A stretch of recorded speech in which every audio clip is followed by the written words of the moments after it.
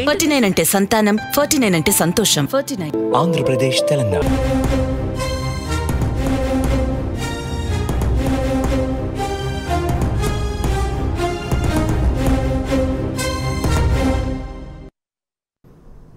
నమస్తే Telangana, welcome to T news. నేను Sunil. Details చూద్దాం. ప్రధాని మోదీపై మంత్రి కేటీఆర్ ట్విట్టర్ వేదికగా ప్రశ్నల వర్షం కురిపించారు.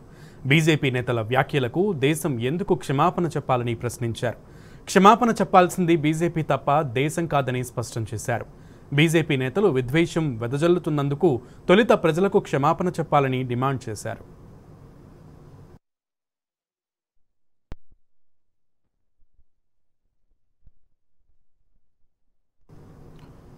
బీజేపీ వాళ్ళు ఇట్లనే మతం గొడవలు సృష్టిస్తే విదేశాల్లో ఉన్న మనవారి పరిస్థితి ఏమిటి? ఆ దేశాలు మనవాళ్లను వెళ్ళగొడితే అంతమందికి కేంద్ర ప్రభుత్వం ఉద్యోగాలు ఇస్తదా? అంతర్జాతీయంగా దేశం పరువు పోదా? ఇవి ఇటీవల సీఎం కేసీఆర్ వేసిన ప్రశ్నలు. సీఎం ఊహించిందే జరుగుతోంది. బీజేపీ మత రాజకీయాలతో దేశం తలదించుకునే పరిస్థితి వచ్చింది. అంతర్జాతీయంగా భారత్ ఏకాకి అవుతోంది. గల్ఫ్ దేశాల్లోని లక్షలాది మంది జీవితాలు ప్రమాదంలో పడ్డాయి. సీఎం కేసీఆర్ ఊహించినట్లే జరుగుతోంది. బీజేపీ నిర్వాకం వల్ల ప్రపంచం ముందు భారత్ తలవంచుకునే దుస్థితి వచ్చింది. దేశం మతకోణంలో అంతర్జాతీయంగా భ్రష్టు పట్టిపోతోంది. పొట్టకూటి కోసం ఇతర దేశాలకు వెళ్లిన భారతీయుల ఉపాధితో పాటు వాళ్ల జీవితాలే ప్రమాదంలో పడే పెనుముప్పు పొంచి ఉంది. 2-3 ఓట్లు సీట్ల కోసం బీజేపీ పెడుతోన్న మత చిచ్చు ఇప్పుడు అదుపు తప్పుతోంది. బీజేపీలోని చిన్న చితక నేతల నుంచి పార్టీ రాష్ట్రాల అధ్యక్షులు, కేంద్ర మంత్రులు కూడా తరచూ మత విద్వేషాలు రెచ్చగొట్టేలా మాటలు తూలుతున్నారు. మొన్నటికి మొన్న బీజేపీ తెలంగాణ రాష్ట్ర అధ్యక్షుడు బండి సంజయ్ విద్వేష వ్యాఖ్యలు చేశారు. మసీదులు తవ్వుదాం, శవాలొస్తే మీకు, శివాలొస్తే మాకు అంటూ రెచ్చగొట్టేలా మాట్లాడారు. తాజాగా మహమ్మద్ ప్రవక్తపై బీజేపీ నేతలు నుపూర్ శర్మ, నవీన్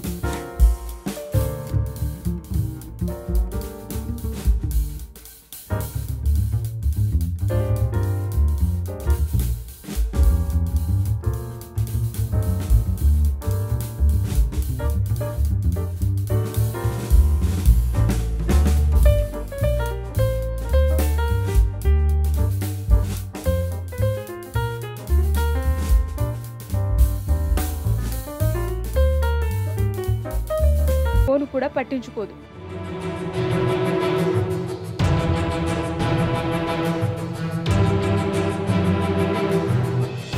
స్థూలంగా విధంగా చూస్తే బండి సంజయ్ వ్యాఖ్యలను ఆర్ఎస్ఎస్ చీఫ్ ఖండించినట్టు బీజేపీ మాజీ అధికార ప్రతినిధులు నుపూర్ శర్మ, నవీన్ కుమార్ జిందాల్ వ్యాఖ్యలను బీజేపీ ఖండించినట్టు అనిపిస్తుంది. అయితే ఇదంతా పై మెరుగే. సాధారణంగా బీజేపీలో ఇంత మార్పు రాదన్నది నిపుణుల మాట. ఇటీవల దేశవ్యాప్తంగా జరిగిన ఉప ఎన్నికల్లో బీజేపీ బొక్కబోర్ల పడింది. యూపీలో గెలిచిన సీట్లు తగ్గాయి. కేరళలోని త్రిక్కకర అసెంబ్లీ స్థానానికి జరిగిన ఉప ఎన్నికలు బీజేపీ డిపాజిట్ కోల్పోయింది. ఒడిశాలోని బ్రజరాజ్ నగర్ లో జరిగిన ఉప ఎన్నికల్లో బీజేపీ 3వ స్థానానికే పరిమితమైంది. దీంతో ప్రజల్లో తమపై వ్యతిరేకత పెరుగుతుందని బీజేపీ గ్రహించింది. ప్రజల దృష్టిని మరల్చేందుకు మరో పాచిక విసిరిందని రాజకీయ విశ్లేషకులు చెప్తున్నారు.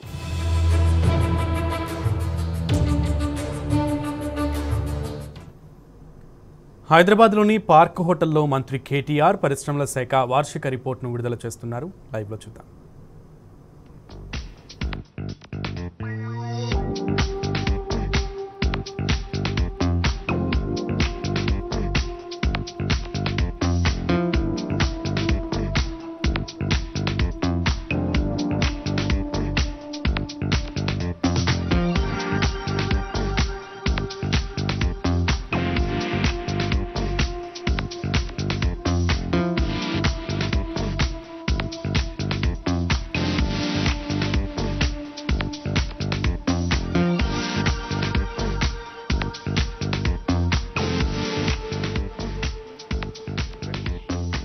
Yes, we have the food processing sector up next.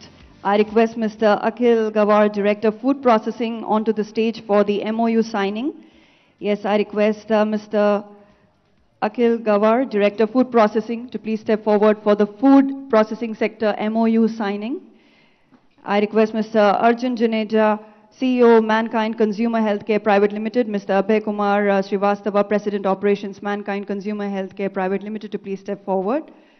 Yes, Mankind Consumer Healthcare Private Limited is one of India's leading company in pharmaceuticals and consumer products.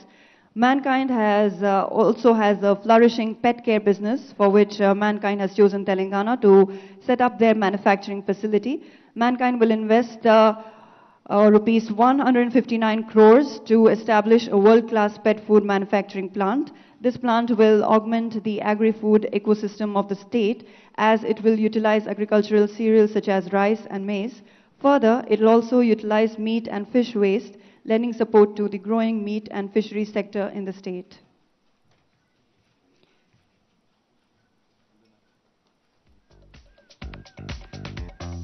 I now request Mr. Om Prakash Guneka, Director, 3F Industries Limited, to please step forward. Yes, 3F Industries is one of the leading names in the food fat industry. They produce bakery fats, fats for frozen desserts, fatty acids, specialty fats, amongst a long list of products in this segment. Their products are used by a host of well-known food processing and personal care product industries.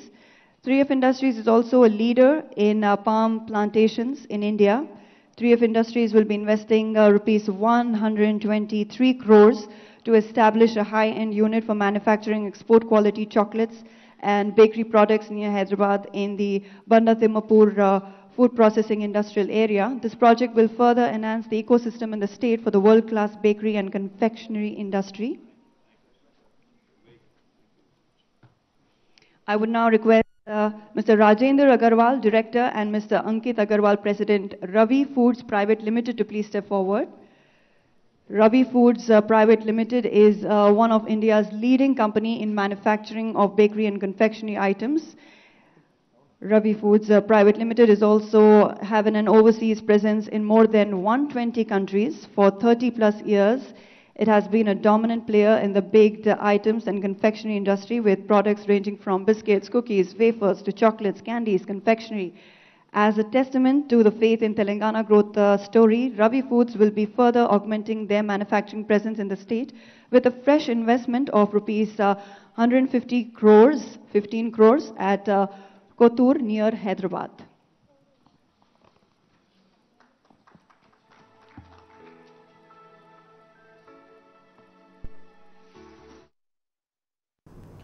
Nizamabad జిల్లా CH కొండూరులో MLC కవిత దంపతులు చేపట్టిన రాజ్యలక్ష్మి సమేత శ్రీ నృసింహస్వామి ఆలయ పునఃప్రారంభ వేడుకలు 3వ రోజుకు చేరుకున్నాయి.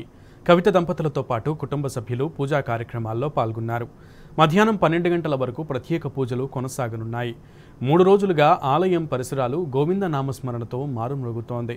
దీంతో CH Konduru ప్రాంతమంతా ఆధ్యాత్మిక శోభ సంతరించుకుంది. ఇవాళ పూజలకు సంబంధించి మరిన్ని వివరాలు మా ప్రతినిధి దివాకర్ అందిస్తారు. శ్రీ రాజ్యలక్ష్మి సమేత శ్రీ లక్ష్మీ నరసింహస్వామి ఆలయ పునఃప్రారంభ వేడుకలు కన్నుల పండుగ సాగుతున్నాయి. గత 3 రోజులుగా కూడా ఇక్కడ అంగరంగ వైభవంగా వేడుకలు నిర్వహిస్తున్నారు. వేద పండితులు గురుతుల మధ్యన ఇక్కడ ప్రత్యేకమైనటువంటి పూజా కార్యక్రమాలు నిర్వహిస్తున్నారు. 3వ రోజు పూజా కార్యక్రమాల్లో భాగంగా కూడా యజ్ఞవాటిక దగ్గర ఎమ్మెల్సీ కవిత దంపతులు కూడా ప్రత్యేక పూజలు నిర్వహిస్తున్నారు. అయితే 2వ రోజు నిన్న గంగా పక్కనే ఉన్నటువంటి గోదావరి నదికి సంబంధించినటువంటి జలాలను కూడా తీసుకురావడం జరిగింది. గోదావరి నది దగ్గర ప్రత్యేకమైనటువంటి పూజలు చేసి అక్కడి నుంచి ఊరేగింపుగా ఆ జలాలను ఇక్కడికి తీసుకువచ్చి ఇక్కడ ఉన్నటువంటి స్వామివారి మూర్తులకు అభిషేక జలాభివాదనం కూడా చేయడం జరిగింది. అట్లా అంటే 6 రోజుల పాటు జరగనున్న ఈ కార్యక్రమంలో రోజుకో రీతిలో రోజుకో పూజా కార్యక్రమాలు నిర్వహిస్తున్నారు. ఇది ఆధ్యాత్మిక శోభను కూడా సంతరించుకుంది అని చెప్పవచ్చు. పెద్ద ఎత్తున చుట్టుపక్కల గ్రామాల నుంచి కూడా భక్తులు తరలి వస్తున్నారు. ఈ వేడుకలను కన్నుల పండుగ జరుగుతున్న వేడుకలను కన్నారా చూసేందుకు ఇందులో భాగస్వాములు అవ్వేందుకు కూడా వాళ్ళు కూడా ఆసక్తి చూపిస్తున్నారు. ఎమ్మెల్సీ కవిత దంపతులు నిరంతరాయంగా అంటే ఉదయం 6 గంటల నుంచి 12:30 వరకు, అదేవిధంగా సాయంత్రం 6 గంటల నుంచి 9 గంటల వరకు కూడా పూజా కార్యక్రమాల్లో పాల్గొంటున్నారు. ప్రస్తుతం మనతో పాటు నుడా చైర్మన్ ప్రభాకర్ రెడ్డి గారు ఉన్నారు. చెప్పండి, వేడుకలు ఎట్లా జరుగుతున్నాయి? వేడుకలకు సంబంధించినటువంటి ఏర్పాట్లు ఎట్లా ఉన్నాయి? పూజా కార్యక్రమాలు ఏ విధంగా ఉన్నాయి? మా ఎమ్మెల్సీ కవితక్క గారి ఇంటి విలవేల్పైన లక్ష్మీ నరసింహస్వామి ఆలయ నిర్మాణం జరిగింది. మరి విగ్రహ ప్రతిష్టాపన కోసం గత 3 రోజులుగా అంగరంగ వైభవంగా జరుగుతూ ఉంది. మరి పూర్తి ఆగమ శాస్త్రం ప్రకారం మా కవితక్క గారు మందిర నిర్మాణం కావచ్చు, పూజా కార్యక్రమాలు నిర్వహిస్తూ ఉన్నారు. పెద్ద ఎత్తున భక్తులు కూడా పాల్గొంటూ ఉన్నారు. మరి ఈ రోజు ఇంకా పెద్ద ఎత్తున తాకిడి ఉన్నది. పెద్ద పెద్ద మినిస్టర్లు కావచ్చు, ఎమ్మెల్యేలు కావచ్చు, ఎవరికైతే ఆహ్వానం అందిందో వాళ్ళందరూ పెద్ద ఎత్తున ఇంకా రాబోయే రోజుల్లో కూడా 3-4 రోజుల్లో కూడా చాలా పెద్ద ఎత్తున కూడా రాబోతూ ఉన్నారు. పూర్తిగా ఈ గొప్పతనం అంతా మా కవితక్క గారికి చెప్తా ఉన్నది. మరి నరసింహస్వామి మనస్ఫూర్తిగా కొనుక్కుంటా ఉన్నారు. ఏదైతే కవితక్క గారు ఆశించి ప్రజా సంక్షేమం కోసం, మన రాష్ట్ర అభివృద్ధి కోసం, దేశ అభివృద్ధి కోసం పూర్తి జీవ జలరాశులన్నీ సుఖంగా ఉండాలని, ప్రజలంతా సుఖంగా ఉండాలని, సంతోషంగా ఉండాలని ఈ మందిర నిర్మాణం జరిపినారు. అదేవిధంగా నరసింహస్వామిని కూడా కోరుకుంటా ఉన్న అక్కగారైతే ఏదైతే ఆశించారో దానికి పూర్తి ప్రతిఫలం వస్తూ ఉంది. రాబోయే రోజుల్లో కూడా భగవంతుడి ఆశీర్వాదం అక్కగుంటుందని, తద్వారా ప్రజలందరూ కూడా సుఖ సంతోషాలతో ఉంటారని చెప్పి మనస్ఫూర్తిగా కోరుకుంటా ఉన్నాను. మీరు చెప్పండి మేడం, అంటే కని విని ఎరగని రీతిలో లక్ష్మీ నరసింహస్వామి ఆలయం అభివృద్ధి జరుగుతుంది. ఇక్కడ అంగరంగ వైభవంగా వేడుకలు జరుగుతున్నాయి. ఎట్లా ఉంది జనాల చుట్టుపక్కల గ్రామాల నుంచి వస్తున్నటువంటి ప్రజలు ఏమంటున్నారు? ఇక్కడ ఏర్పాట్లు ఎట్లా ఉన్నాయి జాగృతి తరఫున? మీరు ముందుగా ప్రజలందరికీ ధన్యవాదాలు. మరి కవితక్క గారికి కూడా ధన్యవాదాలు తెలుపుతూ ఉన్నాను.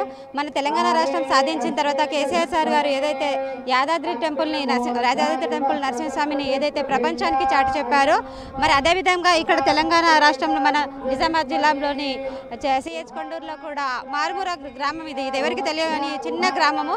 ఆ గ్రామంలో వాళ్ళ ఇంటి దేవులైనటువంటి నరసింహస్వామి టెంపుల్ని మరి పెద్ద ఎత్తున మరి జిల్లా ప్రజలే కాదు రాష్ట్ర ప్రజలకు కూడా అందరూ కూడా ఇక్కడ పూజలు చేసుకోవడం విధంగా మరి ఈ పెద్ద ఎత్తున చేపట్టిన ఈ కార్యక్రమంలో నేను పాలు పంచుకోవడం నాకు చాలా అదృష్టంగా ఉంది. ఈ 6 రోజుల వేడుకల్లో కూడా నేను కూడా ఇక్కడే ఉండి నా వంతుగా నేను దేవునికి చేసుకుంటా ఉన్నాను. మరి కవితక్క గారు చేపట్టిన ఈ లోక కళ్యాణం కోసం ఏదైతే నరసింహస్వామి టెంపుల్ని స్థాపించారో పెద్ద ఎత్తున, మరి అందులో భాగంగా అందరూ బాగుండాలి, అందులో నేను బాగుండాలి అనే విధంగా మరి లోక కళ్యాణంగా మరి లక్ష్మీ నరసింహస్వామి టెంపుల్ స్థాపించారు. మరి అదేవిధంగా ఈ ప్రజలందరూ కూడా సంతోషంగా ఉండాలి. ఇప్పుడు రాబోయేది వర్షాకాలంలో చాలా పడాలని చెప్పేసి, పాడి పంటలు చల్లగా పండాలని చెప్పేసి ఈ ప్రజలందరూ కూడా సుఖ సంతోషాలతో ఉండాలి. మరి ఇక్కడ ఏదైతే ఈ గుడి డెవలప్మెంట్ చేసేటప్పుడు ఇక్కడ ఉన్న ప్రజలు కూడా కొంతమంది వాళ్ళ భూములు కూడా ఇవ్వడం జరిగిందంటే గుడి డెవలప్మెంట్ కోసం. వాళ్ళందరూ కూడా ధన్యవాదాలు తెలుపుతున్నా ఉన్నాను. తెలంగాణ సాధించిన తర్వాత కేసీఆర్ గారికి కూడా ధన్యవాదాలు తెలుపుతున్నాను. జై కేసీఆర్, జై తెలంగాణ, జై కవితక్క. ముఖ్యంగా ఆగమ శాస్త్రం ప్రకారం ఈ 6 రోజుల పాటు ప్రత్యేక పూజా కార్యక్రమాలు నిర్వహిస్తున్నాం. ప్రస్తుతం మనం చూస్తున్నాము ఈ యాగశాలలో ఎమ్మెల్సీ కవిత దంపతులు ప్రత్యేకమైనటువంటి యాగం నిర్వహిస్తున్నారు. అదేవిధంగా ఆలయాన్ని కూడా అందంగా ముస్తాబు చేశారు. 6 రోజుల పాటు అటు ఉదయం సాయంత్రం నిత్యంగా పూజలు జరుగుతున్నవి. ఆగమ శాస్త్రం ప్రకారం వేద పండితులు, ఇక్కడ నరసింహ ఉపాసకులు కూడా వచ్చి పెద్ద ఎత్తున ఈ కార్యక్రమాల్లో పాల్గొనడం జరుగుతుంది. అదేవిధంగా ఈ జిల్లాకి సంబంధించి కాకుండా రాష్ట్ర వ్యాప్తంగా కూడా నలుమూల నుంచి వివిఐపీలు మంత్రులు ఈ కార్యక్రమంలో పాల్గొంటున్నారు. లక్ష్మీ నరసింహస్వామి విగ్రహాలని చివరి రోజు ప్రతిష్టాపించే అవకాశం కల్పిస్తుంది. మొత్తం మీద ఈ లక్ష్మీ నరసింహస్వామి ఆలయ పునఃప్రారంభం అనేది ఒక కన్నుల పండుగగా కొనసాగుతుంది. వీడియో జర్నలిస్ట్ శ్రీకాంత్తో దివాకర్, టీ న్యూస్, నిజామాబాద్. తెలంగాణ అభివృద్ధిని చూసి కేంద్రం ఓర్వలేకపోతోంది. రాష్ట్రాన్ని ఆర్థికంగా దెబ్బతీసే కుట్రలకు పాల్పడుతోంది. తెలంగాణకు ఇవ్వాల్సిన 34,000 కోట్ల బకాయిలు ఇవ్వటం లేదు. ఎన్నిసార్లు లేఖలు రాసినా స్పందించడం లేదు. బీజేపీ పాలిత రాష్ట్రాలకు అందనంత ఎత్తులో ఉండటం, మరీ ముఖ్యంగా అనేక అంశాల్లో గుజరాత్ను కూడా దాటేయడం మోదీ సర్కారు జీర్ణించుకోలేకపోతున్నారనేది విశ్లేషకులు అంటున్నారు.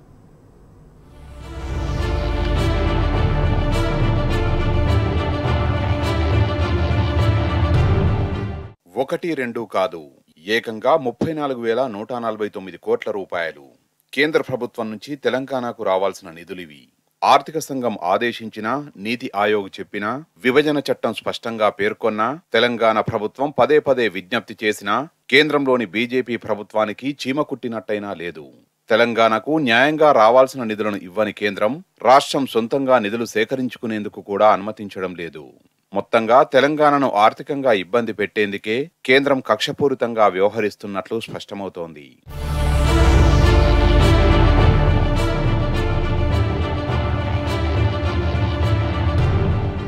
రాష్ట్రానికి న్యాయంగా రావాల్సిన నిధులు విడుదల చేయాలంటూ ముఖ్యమంత్రి కేసీఆర్ స్వయంగా ఢిల్లీకి వెళ్లి అభ్యర్థించినా, పలుమార్లు లేఖలు రాసినా కేంద్రం నుంచి కనీస స్పందన రాలేదు. రాష్ట్ర ఆర్థిక మంత్రి హరీష్ రావు ప్రతి సందర్భంలోనూ కేంద్ర ఆర్థిక మంత్రిని, ఇతర మంత్రులను నిధుల విడుదలపై అడుగుతూనే ఉన్నారు. అయినా కేంద్రం నుంచి ఉలుకు పలుకు లేదు. సాధారణంగా ఆర్థిక సంఘాలు ఇచ్చే సిఫారసులను కేంద్ర ప్రభుత్వం అంగీకరించి ఆ మేరకు నిధులను విడుదల చేస్తుంటుంది. కానీ ఈ సంప్రదాయానికి కేంద్రంలోని బీజేపీ ప్రభుత్వం గండికొట్టింది. మోదీ ప్రభుత్వం స్థాపించిన నీతి ఆయోగ్ చెప్పిన మాటలను, చేసిన సిఫారసులను సైతం కేంద్రం పెడచెవిన పెట్టింది. మరోవైపు బడ్జెటేతర రుణాలను వంకగా చూపి రాష్ట్రం నిధులు సమీకరించుకోకుండా అడ్డుకుంటోంది కేంద్ర ప్రభుత్వం. అమ్మ పెట్టదు అన్న సామెత చందంగా తెలంగాణకు ఇవ్వాల్సిన 34,000 కోట్ల రూపాయలను కేంద్రం ఇవ్వకపోగా రాష్ట్రం రుణాలు తెచ్చుకోకుండా అడుగడుగునా ఆటంకాలు సృష్టిస్తోంది.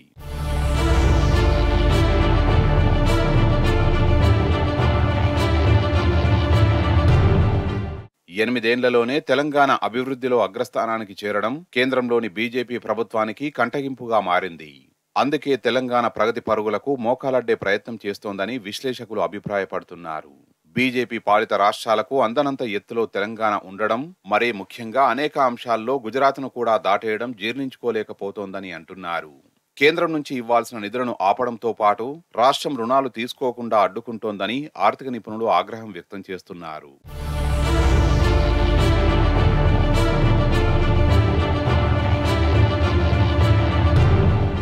కేంద్రం ఈ నిధులను సక్రమంగా విడుదల చేస్తే తెలంగాణ ప్రజలకు అనేక ప్రయోజనాలు సమకూరుతాయి.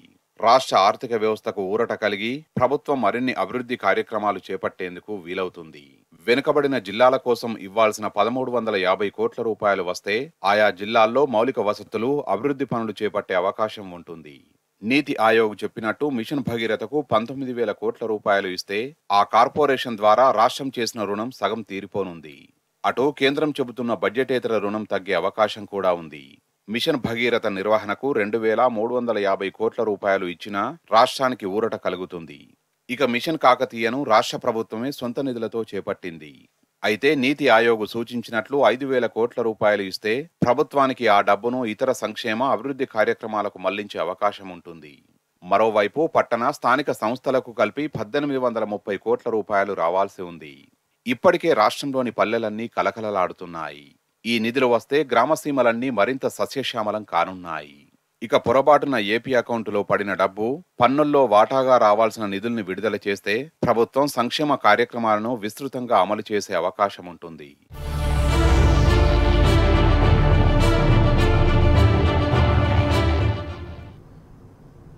ఒకప్పుడు సిరిసిల్ల అంటే ఉరిసిల్ల, కానీ ఇప్పుడు రోజులు మారాయి. సీఎం కేసీఆర్, మంత్రి కేటీఆర్ కృషితో సిరిసిల్ల కాస్త సిరిగల్ల జిల్లాగా మారిపోయింది. సంక్షేమ మంత్రంతో నేతన్నల జీవితాల్లో కొత్త వెలుగులు నింపారు. పీకల్లోతు సంక్షోభంలో కూరుకుపోయిన మరమగ్గం పరిశ్రమకు కోట్ల రూపాయల ఆర్డర్లు ఇచ్చి చేతి నిండా పని కల్పించారు మంత్రి కేటీఆర్.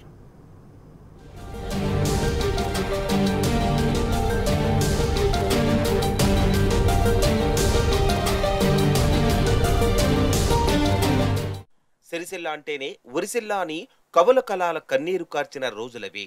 నూలుపోగునే ఉరితాళ్లుగా మార్చుకొని చావును కోరుకున్న బతుకులు అవి. చేతిలో పనిలేక సాంచెలపైనే తనువు చాలించిన జీవితాలు అవి. ఒక్కరా ఇద్దరా 100 మంది నేతన్నలను బలి తీసుకున్న పరిస్థితులు ఆనాటివి.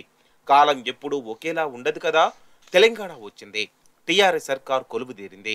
సిరిసిల్ల గడ్డ మీద నుంచి గెలిచిన కేటీఆర్ 8 ఏళ్ల పొద్దులో సిరిసిల్ల జిల్లాగా మార్చేశారు. సంక్షేమ తారక మంత్రంతో నేతన్నల జీవితాల్లో ఆసుపోశారు.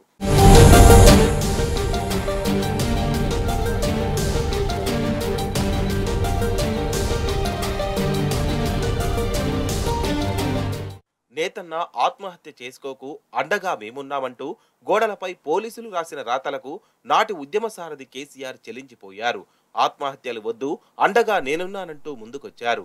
ఉద్యమ సమయంలోనే సిరిసిల్లను సందర్శించిన ఆయన టీఆర్ఎస్ తరపున 50 లక్షలు నేతన్నల సంక్షేమ ట్రస్టుకు అందజేశారు. స్వరాష్ట్రం సాధించుకున్న తర్వాత నేతన్నల బతుకులను మారుస్తామని ఇచ్చిన మాటను తప్పకుండా నేతన్నల కోసం అనేక సంక్షేమ పథకాలు ప్రవేశపెట్టారు సీఎం కేసీఆర్. 2009 నుంచి సిరిసిల్ల ఎమ్మెల్యేగా ప్రాతినిధ్యం వహించిన మంత్రి కేటీఆర్ స్థానిక సమస్యలను తెలుసుకున్నారు. నేత కార్మికుల దుస్థితిని అర్థం చేసుకున్నారు. తెలంగాణ వచ్చాక చేనేత జౌళి శాఖ మంత్రిగా బాధ్యతలు చేపట్టి సిరిసిల్ల రూపురేఖలనే మార్చేశారు. పీకల్లోతు సంక్షోభంలో కూరుకుపోయిన మరమగ్గాల పరిశ్రమకు కోట్ల రూపాయల విలువైన బతుకమ్మ చీరలు, రంజాన్, క్రిస్మస్ వస్త్ర ఆర్డర్లు ఇచ్చి ఆదుకున్నారు. ఫలితంగా ఇప్పుడు 2000 కోట్ల విలువైన దుస్తుల ఆర్డర్లు నేతన్నల చేతుల్లో ఉన్నాయి. చేతి నిండా పని, నెలకు 20,000కు పైగా వేతనం అందుతోంది. ప్రపంచంలోనే ఎక్కడా లేని విధంగా కార్మికుడిని యజమానిని చేసే వర్క్ టు ఓనర్ పథకాన్ని ప్రవేశపెట్టిన ఘనత రామన్నకే దక్కిందంటూ నేతన్నలు వేనోళ్ల కొనియాడుతున్నారు.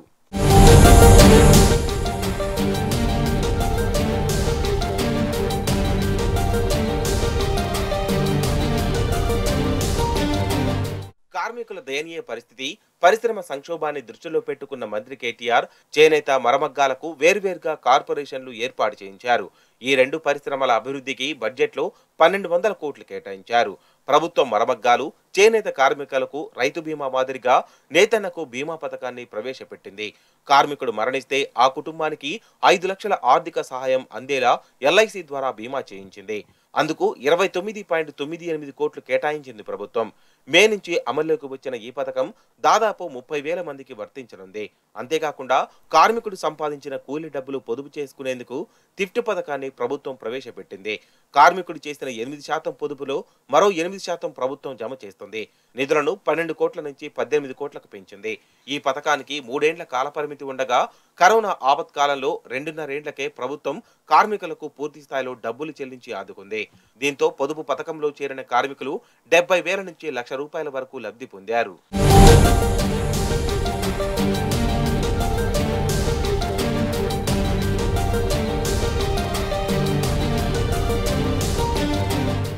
అటు సిరిసిల్లలోని పాతకాలపు మరమగ్గాలను ఆధునీకరించింది తెలంగాణ సర్కార్. అందులో భాగంగా మాలేగావ్, నాగపూర్, ఇచ్చల్ కరంజీ, సూరత్, భీవండి, తమిళనాడులోని ఆధునిక మరమగ్గాలు, అక్కడి వస్త్ర ఉత్పత్తుల పరిశీలనకు సిరిసిల్ల కార్మికులు, యజమానులు, ఆసాములను ప్రభుత్వం తన సొంత ఖర్చులతో స్టడీ టూర్కు పంపింది. నాణ్యమైన వస్త్ర ఉత్పత్తులు తయారు చేసేందుకు 11.06 కోట్లతో 10,849 మరమగ్గాలను ఆధునీకరించింది.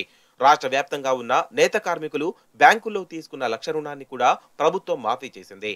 దీంతో ఒక్క సిరిసిల్ల కార్మికులకే 3.50 కోట్లు మాఫీ అయ్యాయి. అటు ప్రపంచ చరిత్రలో ఎన్నడూ లేని విధంగా కార్మికుడినే యజమానిగా మార్చాలన్న సంకల్పంతో పనిచేస్తున్నారు మంత్రి కేటీఆర్. ఇందుకోసం సిరిసిల్ల పట్టణంలోని పెద్దూరు శివారులో 85 ఎకరాల స్థలంలో సుమారు 250 కోట్ల అంచనాతో వర్క్ టు ఓనర్ పథకాన్ని ప్రవేశపెట్టారు. ఇందులో ప్రభుత్వమే షెడ్డు నిర్మించి ఇవ్వడంతో పాటు ప్రతి కార్మికుడికి 4 సాంచాలను కొనుగోలు చేసి అందిస్తుంది. మొదటి విడతలో 1100కు పైగా కార్మికులను ఎంపిక చేయాలని నిర్ణయించింది. త్వరలో అందుబాటులోకి వచ్చేలా చర్యలు తీసుకుంటోంది సర్కార్.